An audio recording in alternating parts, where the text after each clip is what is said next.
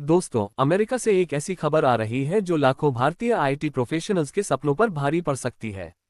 Report के मुताबिक अमेरिकी राष्ट्रपति डोनाल्ड ट्रंप ने H-1B वीजा के नियमों में भारी बदलाव कर दिया है।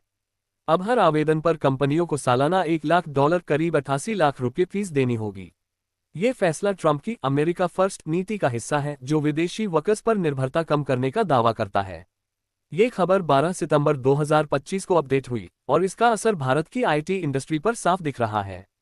चलो पूरी डिटेल्स में समझते हैं। ट्रंप के नए H-1B नियम क्या हैं? ट्रंप ने शुक्रवार को H-1B वीजा प्रोग्राम में सख्ती बरती है। पहले कंपनियों को सिर्फ $215 रजिस्ट्रेशन फीस और $780 फॉर्म फीस देनी पड़ती थी, लेकिन अब हर आवेदन पर $1 लाख लगभग 88 लाख रुपये सालाना फीस लगेगी।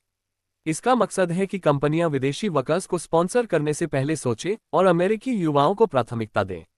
व्हाइट हाउस के स्टाफ सेक्रेटरी विल शार्फ ने कहा, यह प्रोग्राम सिर्फ दुर्लभ और हाई स्किल्ड काम के लिए होना चाहिए, न कि ऐसे कामों के लिए जो अमेरिकी भी कर सकते हैं।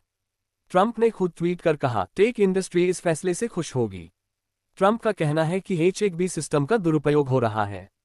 कंपनियां सस्ते विदेशी वर्कर्स को लाकर अमेरिकी कर्मचारियों की नौकरियां छीन रही हैं।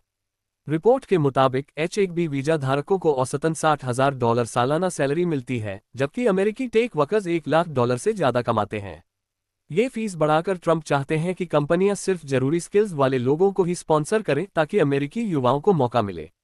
ये बदलाव अमेरिका फर्स्ट नीति का हिस्सा है, जो विदेशी निर्भरता कम करने पर फोकस करता है। भारत सबसे ज्यादा प्रभावित होगा क्योंकि H-1B वीजा धारकों में 70% से ज्यादा भारतीय हैं। TCS, इन्फोसिस, विप्रो, HCL और कॉग्निजेंट जैसी कंपनियां हजारों इंजीनियर्स को अमेरिका भेजती हैं। अमेजन, माइक्रोसॉफ्ट, एप्पल और गूगल भी H-1B पर निर्भर हैं। कैलिफोर्निया H-1B का सबसे बड़ा हब है। अब ये फीस इतनी ज्यादा हो गई है कि छोटे स्टार्टअप्स और मिड साइज कंपनियां विदेशी वर्कर्स स्पॉन्सर नहीं कर पाएंगी। एंट्री लेवल जॉब्स अब अमेरिकियों को मिलेंगी और भारतीय इंजीनियर्स को या तो हाई सैलरी वाली जॉब्स ढूंढनी पड़ेंगी या कनाडा, यूरोप की ओर रुख करना पड़ेगा। रिपोर्ट के मुताबिक इससे भारतीय आईटी सेक्टर को सालाना 5-10% जॉब लॉस हो सकता है। ट्रंप ने कहा कि ये बदलाव टेक इंडस्ट्री को खुश करेगा, लेकिन विशेषज्ञों का कहना है कि ये कंपनियों पर बोझ बढ़ाएगा।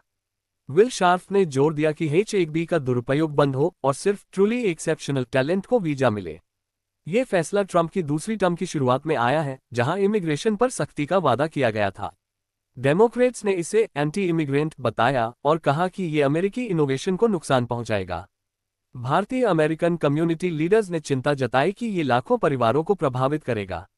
NASSCOM ने कहा कि ये बदलाव भारतीय आईटी फर्म्स को अमेरिका से बाहर शिफ्ट करने पर मजबूर कर सकता है। कुछ एक्सपर्ट्स का मानना है कि कंपनियां अब आउटसोर्सिंग बढ़ाएंगी, जो अमेरिकी जॉब्स को और प्रभावित करेगा। ये फैसला सिर्फ वीजा का नहीं, बल्कि अमेरिकी इकोनॉमी का भी है। ट्रंप इसे अमेरिका फर्स्ट का हिस्सा बता रहे हैं, लेकिन आलोचक कहते हैं कि ये टैलेंट पूल को सिकोड़ देगा। भारत के लिए ये चुनौती है, लेकिन कनाडा और ऑस्ट्रेलिया जैसे देशों में नए अवसर खुल सकते हैं। वैसे लोग मजाक में कह रहे हैं, ट्रंप ने H-1B फीस बढ़ाई तो अब भारतीय इंजीनियर्स कनाडा में H-1C बना लें। फीस बढ़ने से H-1B आवेदन 30-40% कम हो सकते हैं और भारतीय कंपनियां वैकल्पिक रणनीतियां अपनाएंगी। ट्रंप प्रशासन का कहना है कि ये अमेरिकी युवाओं के लिए अच्छा है, लेकिन लंबे समय में टेक इंडस्ट्री को नुकसान हो सकता है। ये देखना दिलचस्प होगा कि भारत कैसे जवाब देगा। क्या लगता है, भारतीय ईद बच पाएगा? कमेंट में अपनी राय दो। लाइक करो, शेयर करो और चैनल को सब्सक्राइब करना न भूलो। बेल आइकन दबाओ ताकि हर नई खबर तुम तक पहुंचे। जय हिंद, मिलते हैं अगले वीडियो में।